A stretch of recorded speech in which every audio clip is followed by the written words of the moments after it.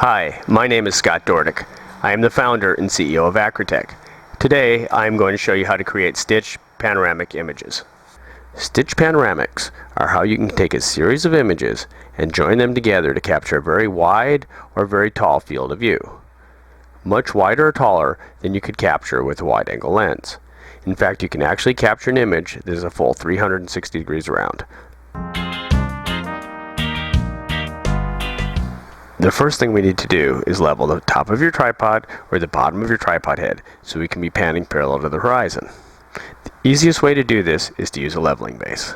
With a leveling base, install it here,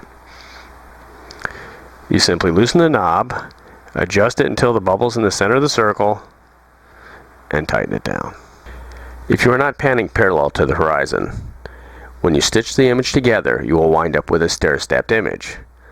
And when you crop it, you will lose the top and the bottom of your image.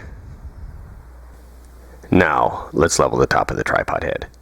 You can do this either by using the level in your quick release clamp or the level in the nodal rail. Just center the bubble in the center of the circle and lock it down.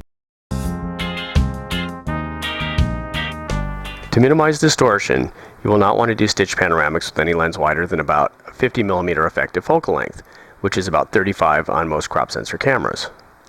With a 50mm effective focal length lens, you may have to use an L bracket to position your camera vertically to fit the whole scene into your image. The next thing to consider is that we are rotating around the nodal point of the lens. Optical experts will argue that it is not truly the nodal point we need to rotate about, but photographers call it nodal point, and what's important is that we are rotating around the correct point. We need to rotate around the nodal point to minimize parallax error. This sounds kind of complicated, but I can give you a simple demonstration. Hold one finger up in front of your face, close one eye, and move your head from side to side. It appears that your finger is moving in relationship to the objects in the distance. Now, the same thing happens when you try to do a stitched panoramic and you're not over the nodal point of the lens. The foreground and background objects appear to move in relationship to each other. The software will not be able to accurately stitch the image together. Every lens has its own unique nodal point. A zoom lens has a unique nodal point for every focal length. To find the position of the nodal point, you will need a vertical stick and a post or door frame or some other vertical line in the distance. Any stick will do. I sometimes just use a light stand. I put the light stand close to the camera about 2 or 3 feet away and find a vertical line in the distance about 20 feet away or more. If you have a camera that you can stop down the aperture with depth of field preview, it'll make things a little easier.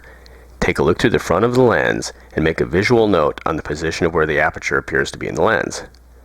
The position of the apparent aperture is the nodal point of the lens. If you know the position of the apparent aperture, use the nodal rail to center the apparent aperture on the middle of the quick release clamp. Otherwise, use the nodal rail to approximately center your lens on the quick release clamp. By trial and error, we will pan the camera side to side while looking through the viewfinder at our 2 vertical objects.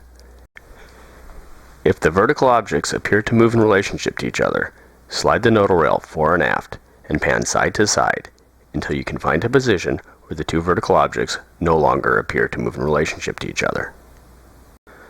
Once you have found the position where you can pan back and forth and the 2 vertical objects do not appear to move in relationship to each other, take note of the number on the side of the nodal rail that corresponds to the edge of the quick release clamp for future reference. If this is a focal length that you will use often for panoramics, you can tighten the adjustable stop in this position on your Acratech nodal rail. Now that we have the nodal point set, we're ready to take some images. First, you're going to want to set your focus to manual and your exposure to manual. When shooting the images, I usually try to overlap each image 1/4 to 1/2. I will usually eyeball about 1/3 of the image. I will look for a prominent object and line up the frame with that. If you prefer, you can find a chart that will give you the exact number of degrees to rotate for each focal length lens.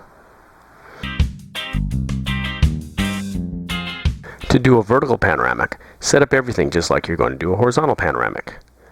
And if you're using a GV2, just rotate everything off to the side, and the bushing on the stem of the GV2 will keep everything level. Otherwise, a special panoramic bracket can be used.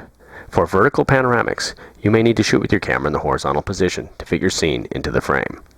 An L bracket will help you shoot vertical panoramics with your camera in the horizontal position. I am going to show you how to stitch your images together using Adobe Photoshop CS3. If you have an earlier version of Photoshop, it will not work as well, and you may want to upgrade or use some other stitching software. Okay, open Photoshop and click on File, Automate, and Photo Merge. Once you click on Photo Merge, a dialog box will open. Click on Browse and select your files, and then click Open. Your files will appear in the center box. Leave the Blend Images box checked and set the layout to auto, and press OK.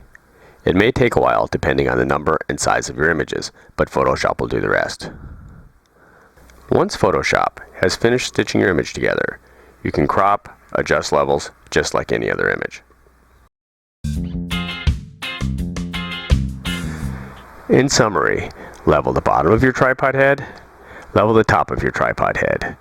Set your nodal point, set your focus on manual, set your exposure on manual, and overlap each image 1/4 to 1/2.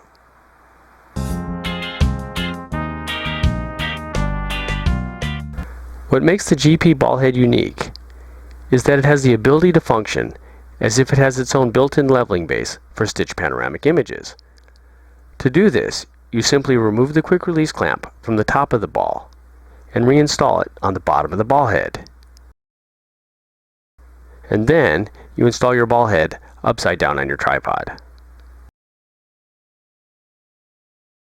You can now use the level in the quick release clamp to level the panning base so you can pan parallel to the horizon. Of course, many of you will want to install a nodal rail so you can rotate about the nodal point of your lens. You can also install your camera with an L bracket if you prefer to do your panoramics with your camera in the vertical position. Thank you for watching. If you have any questions, you can visit our website at acratech.net, or you can send me an email at info@acratech.net. Thank you.